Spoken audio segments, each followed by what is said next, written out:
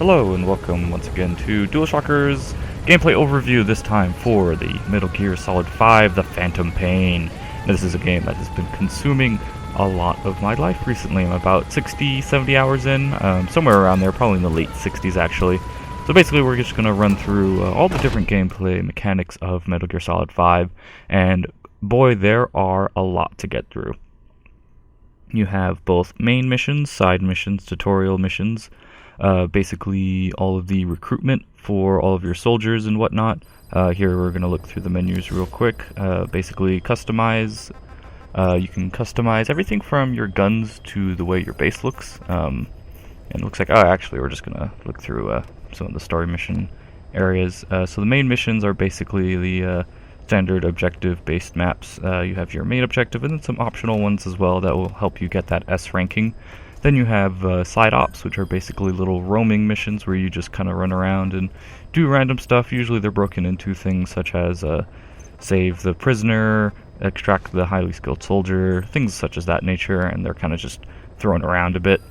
These are combat missions, which basically you send off groups of soldiers that you've already recruited and trained off to go do various things. Right now I can only send 4 groups out at a time, and that's only because I've expanded my FOB, Forward Operating Base, and that actually requires you to purchase what they call Mother Base Coins, which they give you a bit at first. Your first FOB is free, the second one costs about 1,200.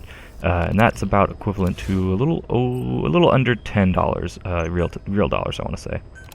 So this is a customization for your guns. Once you finish a certain side ops, you can actually go into here and basically start customizing almost like a very large amount of the gun, from like the shoulder stock to the rifle scope, to the barrel of the gun itself, as well as the magazines.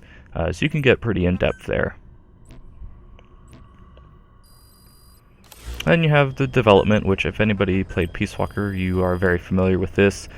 Basically, all of the troops that you're gaining is growing your GMP output, which is basically the economy, the money that you use to purchase development and get new weapons and equipment. And you can also get new weapons and equipment for your buddies as well, from D-Dog to D-Horse and Quiet and D-Walker. These are basically the resources that you use for that. They come in processed and unprocessed. The unprocessed are the large containers, and the processed ones are the smaller suitcases, which you get. You can also get vehicles as well, and different D-Walker units. You can develop nukes. I have not yet developed one, unfortunately. I actually don't know how to get one. I believe it to get uranium, but I haven't encountered any side missions that I know of. This is just kind of going through your staff. You don't really do much here. Most of the time I just right click and do a sort all automatically, and you can sort them manually if you'd like to, but eventually you start getting so many people that it's a big pain to have to sort through them manually and assign them to whatever crew is best for them. So usually I just do it automatically, and it works out quite fine. You can look at the people who died as well. Sad. Base facilities, this is the major thing. Basically tells you how many units you can have in each team. Expanding those are very important, which is when it kind of gets frustrating that the FOB are basically the microtransactions. In the way that, like I said, you get the first one free, the second one costs 1,200 Mother Base Coins. In all the time that I've played, I have acquired probably around 87 or 90 Mother Base Coins just naturally, and that's also by getting the daily bonuses that they give you for logging into the online servers every day. You get Mother Base Coins for that. However, have not yet been able to get anywhere close to 1,200 in order to purchase my next base, which is kind of essential to expanding R&D, which unlocks more equipment for you and basically lets you to continue to play the game in the post after the main story and all that stuff. And you get to do FOB missions, which basically it's the Dark Souls-like thing where you invade other bases, and they can in turn invade your base and steal your stuff and your men, and you can go there and kill him and stop him from doing that. I haven't actually engaged in that at all besides the tutorial. And then in here you get to look at your little helicopter base. You get pictures of people that you've been with. There's Quiet in her Sniper Wolf outfit. You get like little cute things, and they kind of add to this as you progress. That's my gun that I've customized. But yeah, they add to this as you progress along. So you got like photos here of things that, if you're early in the game, you probably haven't seen yet. So right now going through the side ops, and there's quite a bit. I think there's about 150 side ops total in the game. Alright. And this is your main mission. You have different loadouts that you can use. You have my lethal, my non-lethal, and then the first loadout is the one that I pretty much always go with. You can customize every part of it with the two main guns that you'll use. Your side gun and then your bionic arm. You can choose which type you want to bring in, primary weapons, primary equipment, secondary equipment, stuff like that, stun grenades and sleep grenades and all that type of stuff, and cardboard boxes, of course. And then tools, which is your comm iDroid, which is what you use for communicating and playing music too, as well as playing the tapes. That is very story heavy this time around. And now we have D-Horse just left. D-Dog, he's pretty much the best one. He basically can sniff out every single enemy. Quiet is pretty good, but I really prefer D-Dog just because with him you have total awareness of where everyone and everything is at all times, pretty much. He's almost omnipotent. D-Horse is cool too, especially when you want to drive around. Or if you want to, you can bring in vehicles. They do cost a bit though, so. And you can't call them to you like you can D-Horse, where you can just say whistle and call D-Horse and he comes right to you. And you can customize Snake, or if you want, you can just bring in another soldier. And they can use the sneaking suit as well. They don't get access to the bionic arm though, sadly. And you can equip them with like a little weird head thing that I don't think it really actually protects them or gives them more protection. I'm pretty sure it's just there for cosmetics. You can choose what time you want to go in the morning, the nighttime, or ASAP, just whenever it is that you've actually gotten to the helicopter. None of the loading screens are abhorrent, really. They're pretty decent, especially for all the things that you go to in the game, especially once you get into the open world. You can kind of go wherever, although generally you don't want to do that because getting from one place to the other, especially in between bases and forward bases, it's pretty boring. It takes a bit too, especially if you don't have a vehicle or D-Horse, and even if you do, it still can take quite a while to get from one place to the other. So this is Africa doing a side mission here. I believe it's the one where we have to extract a bird or something to go to our zoo back at base. So when you're in here, you can kind of zoom in and look around. It's not the same helicopter that you use as the ACC. And there is one frustrating thing, and it's that whenever you complete a side mission, you have to call in the helicopter to go back out. I've heard rumors that if you lay down on a container, when you basically put the parachute balloons on it to Fulton it out, you can go back to base that way. Tried that. I've always fallen off. It always forces me to slide off, so I'm not sure if I'm doing something wrong there. But it is a bit frustrating that I can't just Fulton myself out. I don't know if that's an equipment I can unlock later on, because D-Horse has a Fulton where he just gets Fulton out whenever I go into the helicopter, so it would be nice if I could have that instead of having to call the helicopter. Yeah, so I just looked on the map, posted where I want to go in the general direction, and use the binoculars a lot in this game to mark and analyze enemies to figure out which ones are the best ones that you will want to bring back to base, or just to have them on the map so you are aware of their surroundings at all times. And like in other games like Far Cry and mostly Ubisoft games especially, where you mark enemies, you can see them through the landscaping or buildings and stuff like that. That way you know where they're facing and whatnot, and so kind of like a replacement for the Soliton radar, which you saw in the first Metal Gear. Not the third one though, that one had a different type of sonar situation set up.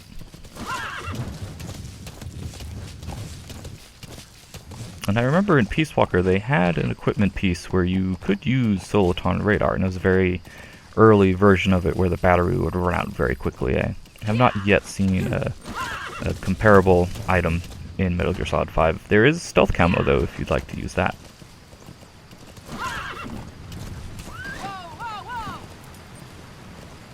Yeah, so heading to the mission area. This is a camp, kind of like a little mini base before you get to the main mansion that's up across this bridge and over that hill. You can kind of see the top of it here. And so most of the locations you go to, you will go to in the main story missions, and then you'll revisit later on for various side ops. Sometimes they'll be repeats of the same mission.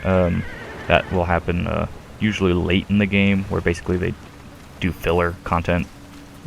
Pretty much it's what it is. It's filler content where they basically remix main missions in like a hardcore mode where it's like, don't get spotted, or hey, this is extreme, you're gonna have a really tough time getting through this, stuff like that. It's not that great. It's not something that I would want. And so here I have my sniper, and enemies, as you do headshots on them, they'll learn and start wearing helmets like this guy is. Makes it harder for you to get them, but with the sniper it's pretty easy to put him to bed. And so here's D-Dog, called him in because he is my trusty companion. And there's the highlight, and that means that is the mission objective.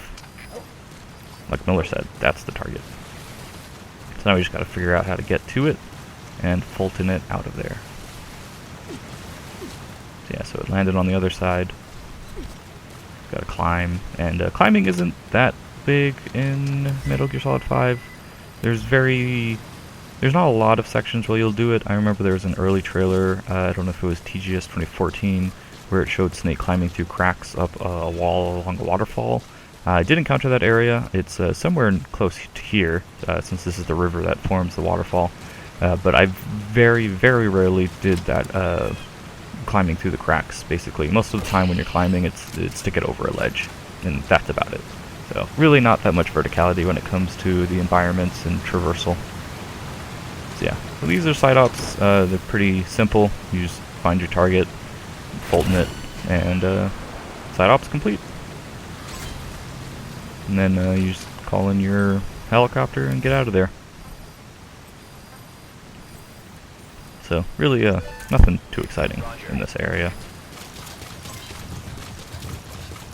But yeah, side ops are a great way for earning GMP, which is essential to developing new weapons and items, which is basically what a lot of Metal Gear Solid 5 is about, is management of your teams, management of staff, management of your resources, what you're going to be putting them towards. You're going to be saving up GMP for base development so you can expand your team size, or are you going to use it to develop a better sniper rifle with sleep tranquilizers attached to it and a silencer? You know, it's kind of like a mini management sim where you have to do all that type of stuff. So that's a D-Dog. Don't use him that much in this one, but he does have an awesome ability where you can either bring him out with a stun or a knife, and if you have his stun baton, you can send him out to go stun enemies, and he kind of like jumps on top of them and like hits their neck with like electricity, or if it was a knife, he would actually jump on top of them and just slit their throat open, and then he does this cool flip off of their body and then howls at their corpse, basically, and it's pretty cool. I try to get him to stun these donkeys, but he doesn't do anything.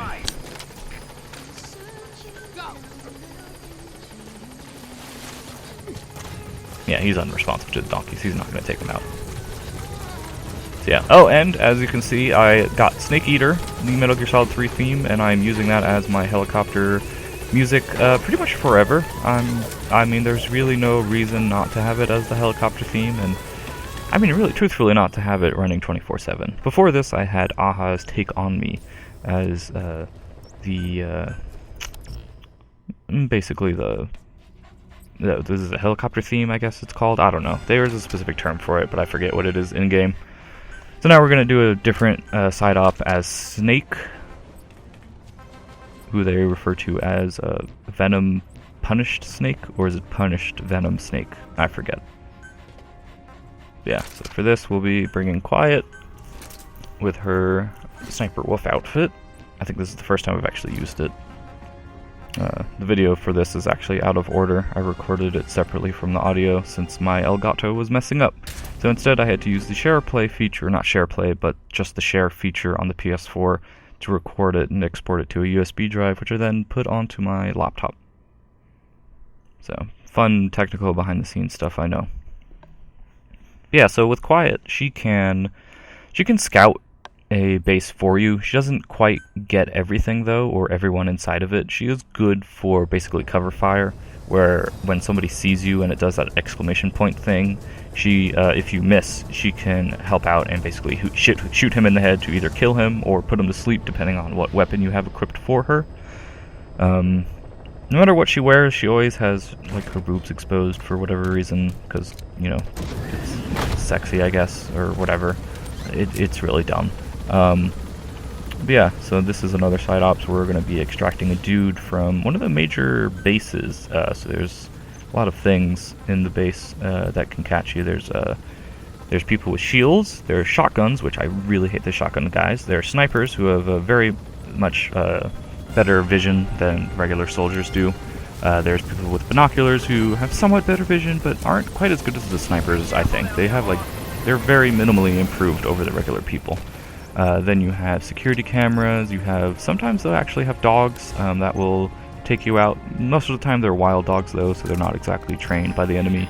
You have people on D-walkers, you have people in vehicles, and then you have your standard soldiers who are really dumb and kind of just sit around. Oh, and you also have the riot soldiers, who have full body armor, but are still susceptible, thankfully, to just grabbing them from behind and then either slitting their throat or choking them out. But as far as tranquilizing those guys in the riot armor, you're out of luck. You're not going to be able to do that. So frequently when you're on your way to a main mission or a main op, you'll come across little outposts like this, where there'll be a few enemies kind of just running around, so you can ignore them, or if you're like me and have to Fulton everyone, you'll knock them all out and Fulton them, as well as all the equipment around them, to bring back to your base to expand your own facilities. And so right now I'm playing the Peace Walker theme in the background since I just got it, and I totally forgot what the Peace Walker theme was, and actually thought it was very different from that. And yeah, you can also pick up plants. They help you with like developing the anesthetic for the sleep darts. They also help out with some other stuff that you can develop as well, but most of the time you actually end up getting so many plants that you don't actually need to collect plants anymore. And you have combat ops, where you send out soldiers to go do stuff, where they actually will collect plants for you. And you can also send them out to do recruitment stuff too, where instead of having to rely solely on you Fultoning people like I just did, you can instead have soldiers go out and do missions where their specific function is to recruit soldiers, and they'll give you like a status bar of like what their skill level will be. And so I found it with the combat ops actually that the skill levels are really tough most of the time. Like I'll have an A rank mission where if I send S+ to A+ ranked soldiers to it, they'll actually like have a 50% success rate.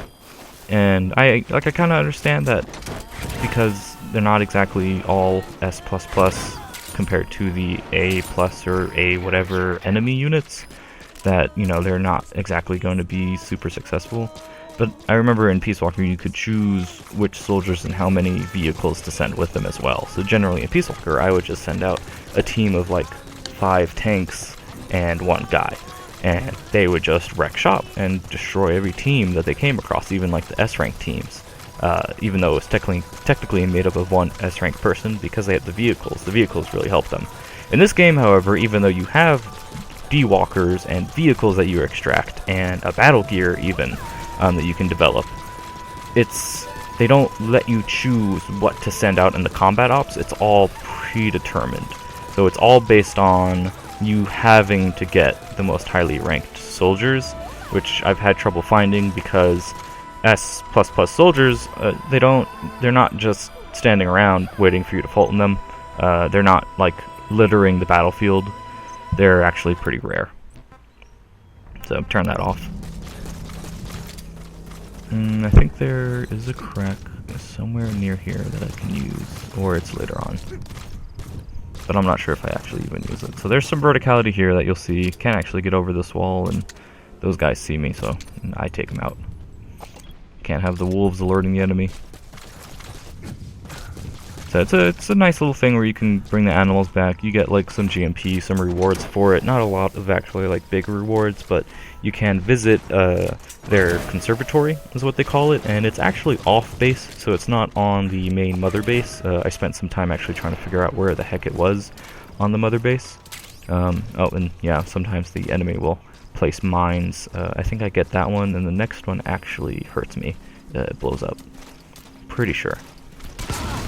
Yep, there we go. Yeah, so the animal conservatory is pretty cool. You can kind of visit it and pet the animals and see like your zoo as it expands and you get more animals to join. It's pretty, like, it's a novelty, really. It's not like anything essential or anything groundbreaking, but it's a nice little thing that they put in there for people who like animals and like horses and donkeys and weird birds that you can take for whatever reason. So it's a cool thing. So yeah, just taking guys out in the side up. I mean, this right here is a majority of what you will be doing in Metal Gear Solid 5, which is infiltrating bases, taking out people, folding them, or just leaving them because they're not worth the skill level, and they'll just be placed in the waiting room forever until they're dismissed by you later on. So you kind of use your analyzer to figure out who is actually the ones that you want to bring, or you can kill them too, like I do here. Well, at least for that guy. I think I actually grab this guy and knife him in the throat just to show off what it looks like when you do that. So yeah, you grab them.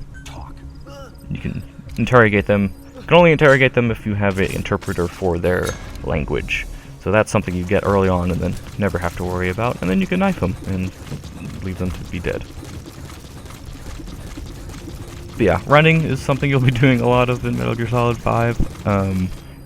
It can be pretty boring when you're trying to travel in between different locations and you don't have your horse and you don't have your vehicle and you don't want to call them in because it takes too long to call them in, so you might as well just run around yourself anyway. Yeah, this is one of the larger bases. It's quite intimidating at first, but eventually you learn all the placements of the units and stuff, and it becomes a bit easier. So you definitely want to watch out your shots when you have a helmeted enemy, because the little tink that you get from his helmet actually alerts other enemies that he's getting shot at. So, and with that guy, I took him out enough to where he's almost dead. Some people will do the Last Stand Call of Duty thing, where even when they're down like that, they will pull out their pistol and start shooting at you. And so this is one of the moments where you just had Quiet, who if I had failed, she would have covered for me. And I just told her to cover right now, so now she's just kind of like Snake said, fire at will and take out everyone. Alright, welcome back. Something happened to the recording previously where the audio got cut out for whatever reason. So yeah, but this is Mother Base. This is an area you won't really visit that often because there's no real point to visiting it, besides to say hello to the troops, raise morale for whatever reason, and then beat them up because they like it when they get beaten up by the boss. But really, the only other thing to do at Mother Base is there's a few key scenes if you visit certain areas. And then other than that, there's like a training side ops that you can do where you have to shoot, it's like a time trial where you have to shoot different plastic targets. You can take a shower, which will refresh your mind and body, which is good for like if you don't want to have a giant red bloody boss running around, you can just take a shower and get all that off of you. But really, other than that, there's not much to do at Mother Base. It's really kind of an afterthought sort of thing. And Mother Base itself isn't even the part that gets invaded by people. It's actually the forward operating base. So it's not even as if this is what you're developing to show off to other players. It's really just something that you have yourself. So you have to run in between all the fobs, or not the fobs, all of the, I guess, pillars, or like decks? I guess decks. I don't know what the seafaring term is for it. But there's like this road right here in front of us is like a super long road to get to the next major base. And even driving, it takes a while to get through it. And actually, the easiest way to get through it is basically to put yourself in a cardboard box and hang out at like one of the delivery points, and then deliver yourself to the other part of the base. And that's legitimately faster than taking the helicopter or driving. So yeah, that's that's pretty much a good, quick gameplay overview for Metal Gear Solid 5, not 4. God, 4 was a weird game that I actually kind of want to play again. But yeah, Metal Gear Solid 5 is really good, and there's parts of it that are weird and kind of unnecessary, but a lot of it's really, really good. And so here I'll leave you with the quiet rain scene, which surprisingly happened just kind of randomly while I was trying to get some gameplay to record on my PS4. I saw a YouTube video of this before and thought it was really dumb, but a lot of people, enjoy looking at sexy girls, so I'll leave this with you for as a thank you for bearing with me as I went through and talked over gameplay. So enjoy.